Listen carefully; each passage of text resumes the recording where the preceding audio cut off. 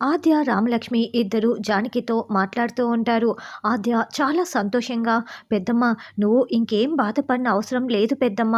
పెద్దనాన్నకి call moment అంతా కూడా సరైపోయిందంట. పెద్దనాన్న పూర్తిగా కోలుకున్నారు. ఇక ఎలాంటి బాధ అవసరం లేదు" అని ఆద్య చాలా సంతోషంగా చెప్తూ ఉంటే, వెంటనే జానకి ఆద్య చెంప రామలక్ష్మి చెంప పగలగొట్టేస్తుంది.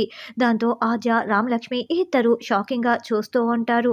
"ఎందుకమ్మా కొట్టావన్నట్లుగా" ఆద్య, రామలక్ష్మి ఇద్దరు జానకి వైపు చూస్తూ ఉంటే, ఎవరినడిగి మీ పేర్ల మీద ఉన్న ఆస్తినంతా కూడా పార్వతి పేరు మీద రాసిచ్చారు" అని జానకి నిలదీస్తూ ఉంటుంది. దాంతో రామలక్ష్మి ఏడుస్తూ, "అమ్మ, నాన్న హాస్పిటల్లో ఉన్నప్పుడు పిన్ని, బాబాయిని ఇంటికి రమ్మని చెప్పటానికి నువ్వు వెళ్ళావు కదా! అప్పుడు వాళ్ళు రామని చెప్పారు. తర్వాత మేము వెళ్ళాము. ఆస్తి రాయిస్తేనే వస్తామని కండిషన్ పెట్టింది. అందుకే రాసిచ్చేశాము" అని రామలక్ష్మి చెప్తే, "అవును, నువ్వు పెద్దనాన్న చాలా సంతోషంగా ఉండాలి. మాకు ఆస్తి ముఖ్యం కాదు పెద్దమ్మ. మీరు బాగుంటే చాలు పెద్దమ్మ. అందుకే ఆస్తిని రాసి ఇచ్చేశాం పెద్దమ్మ" అని ఆద్య చెప్తుంది. "అయ్యో, నేను అనవసరంగా మీపై చెయ్యి చేసుకున్నానే. ఆయన సంతోషం కోసం మీరిద్దరూ ఆస్తి రాసి ఇచ్చేశారా" అని జానకి ఒక్కసారిగా ఆద్య, రామలక్ష్మిని దగ్గరికి తీసుకొని గుండెలు పగిలేలా ఏడుస్తూ ఉంటుంది.